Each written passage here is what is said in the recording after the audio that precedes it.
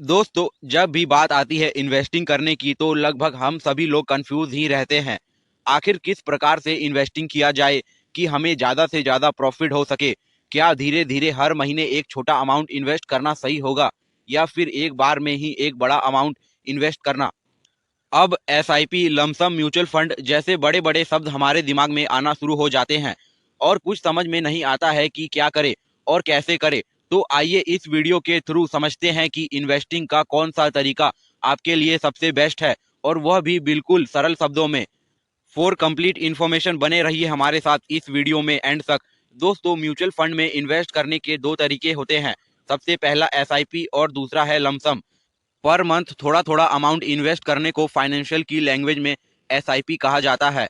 SIP यानी कि systematic investment plan, जबकि एक ही बार में एक भारी भरकम अमाउंट इन्वेस्ट करने के तरीके को लमसम कहा जाता है। अब बात आती है कि इन दोनों में से कौन सा तरीका इन्वेस्टमेंट के लिए बेस्ट है।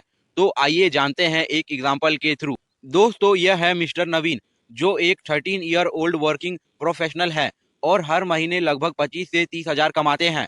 नवीन चाहता है कि वह अपना पैसा कहीं पर इन्वेस्ट करे। अब इन्वेस्ट करने के लिए उसके पास दो तरीके हैं, या तो लमसम के थ्रू एक बार में ही सारा पैसा इन्वेस्ट कर दे या फिर वह हर महीने 5 हजार करके एसआईपी करवा के इन्वेस्ट करे। क्योंकि नवीन के पास पैसों की थोड़ी कमी है और अपनी जॉब के बिजी शेड्यूल के कारण वह मार्केट रिसर्च जैसी चीज़ों पर ध्यान नहीं दे पाता, इसलिए उसने डिसाइड किया कि वह अगले 20 महीने के लिए 5 हजार एसआईपी में इन्वेस्ट करेगा। नवीन ने पूरे डिसिप्लिन के साथ अगले 20 महीने तक इन्वेस्टमेंट किया। 20 महीने के बाद नवीन का ऑन एन एवरेज 12% रिटर्न के हिसाब से टोटल अमाउंट हो गया 1,32,000। जबकि इन 20 महीनों ने उसने टोटल अमाउंट 1 लाख इन्वेस्ट किया, यानी कि उसे 32 हजार का प्रॉफिट हो गया, जो शायद कोई भी अदर एफडी वगैरह नहीं दे पाता। अब दूसरी तरफ है मिस नेहा, जो कि एक फ्रीलांसर फिल्म मेकर है। हाल ही में उसने एक प्रोजेक्ट खत्म किया जिससे उसे 1 लाख रुपए प्राप्त हुए हैं और नेहा चाहती है कि वह इन पैसों को जल्दी से जल्दी कहीं पर इन्वेस्ट कर दे। नेहा की एक रेगुलर इनकम नहीं होने की वजह से उसे एसआईपी में इन्वेस्ट करने का तरीका सही ऑप्शन नहीं लगता है, इसलिए उसने 1 लाख का पूरा अमाउंट एक ही बार में लमसम के थ्रू इन्वेस्ट कर दिया।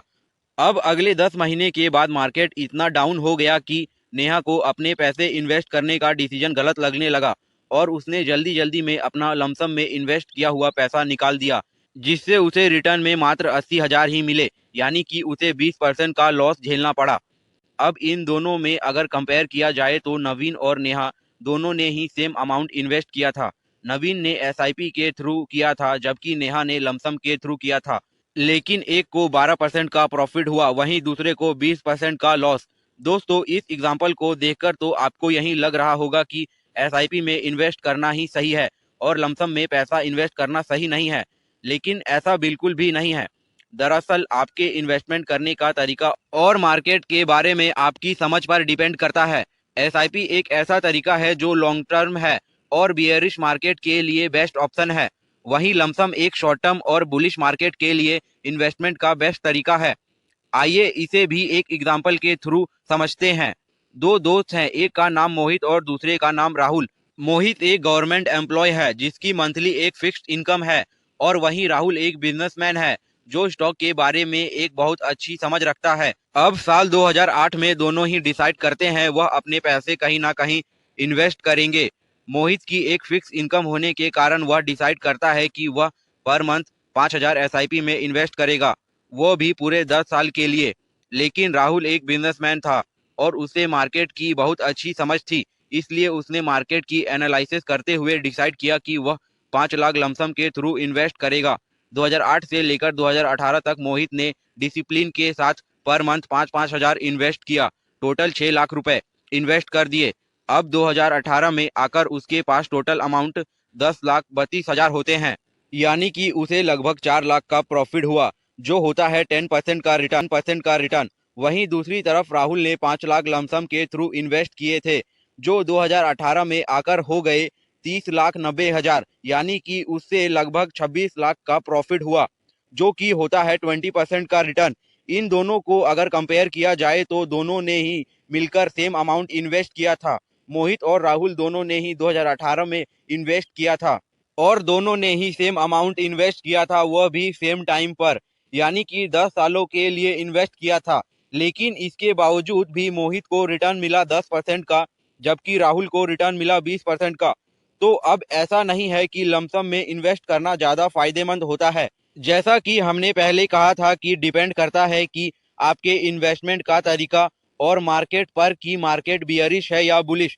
अब दूसरे एग्जांपल में राहुल को मार्केट की अच्छी नॉलेज थी, इसलिए उसे पता था कि 2008 के फाइनेंशियल क्राइसिस के कारण मार्केट बिल्कुल बहुत ही डाउन चला गया है, लेकिन आने वाले समय में मार्केट इस पॉइंट से नीचे नहीं जाएगा बल्कि ऊपर ही जाएगा, यानी कि मार्केट बुलिश होगा। इसलिए उसने अपने पैसे एसआईपी के थ्रू नहीं बल्कि लमसम के थ्रू इन्वेस्ट किए।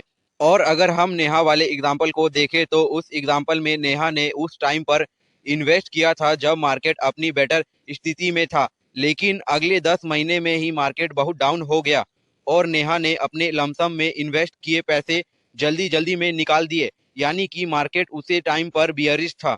इसलिए नेहा को लमसम के थ्रू लॉस झेलना पड़ा। हालांकि नेहा अगर कुछ समय के लिए रुक जाती और नवीन की तरह अपना 20 महीने का टारगेट पूरा करती तो शायद उसे 20,000 रुपए का लॉस नहीं झेलना पड़ता। दोस्तों, जहां लमसम आपको हाई रिटर्न देने की क्षमता रखता है तो वहीं उसमें हाई रिस्क भी होता है। दूसरी तरफ एसआईपी है जिससे आपको लॉन्ग टर्म में एक अच्छा लिमिटेड रिटर्न मिलता है, लेकिन इसके साथ रिस्क भी बहुत लिमिटेड ही होता है। जिस तरीके से हर चीज के प्रोज एंड कॉन्स होते हैं वैसे ही लमसम और एसआईपी में अपने अपने होते हैं। ये फुल्ली डिसाइड करता है आप पर सिचुएशन कैसी है, आपको मार्केट की नॉलेज कितनी है, उसके हिसाब से डिसाइड होता है कि आप इन्वेस्टमेंट का कौन सा तरीका अपनाओगे। अगर आप एक कंपनी के एम्प्लॉय हैं, आपकी एक रेगुलर और एवरेज इनकम है और आप मार्केट में बिगनर है या आपके पास बिल्कुल भी टाइम नहीं है मार्केट के बारे में रिसर्च करने का, उसके अप्स एंड डाउन देखने का, तो ऐसे में आपके लिए सबसे बेस्ट ऑप्शन है एसआईपी। कुछ लोगों को लगता है कि एसआईपी लोन और ईएमआई की जैसे होते हैं जो आपको हर महीने भरने ही पड़ते हैं, लेकिन दोस्तों ऐसा बिल्कुल भी नहीं है। आप जब चाहो अपना एसआईपी अमाउंट को जमा करना बंद कर सकते हो। मान लीजिए आपने 5,000 का अमाउंट एसआईपी में डालने का शुरुआत किया। आपने सोचा कि यह अमाउंट मैं रेगुलरली 5 सालों तक डालूंगा, लेकिन 2 साल बाद कोविड आ गया और आप किसी कंपनी में जॉब कर रहे थे, वह कंपनी सही से नहीं चल रही थी। वह कंपनी सही से नहीं चलने की वजह से आपकी जॉब चली गई। अब आपकी फाइनेंशियल कंडीशन पूरी तरह से खराब हो गई है और आप एसआईपी के हर महीने 5,000 भरने में पूरी तरह से असमर्थ है। तो ऐसे में एमआई और लोन की तरह आपको बैंक से कोई नोटिस नहीं आएगा, बल्कि आप उसी टाइम पर एसआईपी डिपॉजिट करना बंद कर सकते हो और अपने पिछले 2 सालों में जितना भी पैसा इन्वेस्ट किया था उसे अगले 3 सालों तक वैसे ही रहने देते हो तो उस पर भी आपको रिटर्न मिलता रहेगा। इसके अलावा आप जब चाहो तब एसआईपी को निकाल भी सकते हो। इसमें फिक्स डिपॉजिट की तरह टाइमिंग की कोई सीमा नहीं होती। आपका मन जब करे तब आप अपने एसआईपी अमाउंट को निकाल सकते हो। दोस्तों, अगर आपकी मंथली इनकम बहुत ही बढ़िया है, आप मंथली एक अच्छा खासा इनकम कमा लेते हो और साथ ही साथ आपके पास इतना टाइम भी नहीं है कि आप मार्केट के अप्स और डाउन को अच्छे तरीके से एनालाइज कर सको, तब फिर ऐसी स्थिति में आपके लिए इन्वेस्टमेंट का सबसे सही तरीका लमसम हो सकता है। आप एक बार में एक डिसाइडेड अमाउंट इन्वेस्ट करके मार्केट और अपनी कैलकुलेशन का यूज करते हुए एक बहुत ही अच्छा प्रॉफिट कमा सकते हो।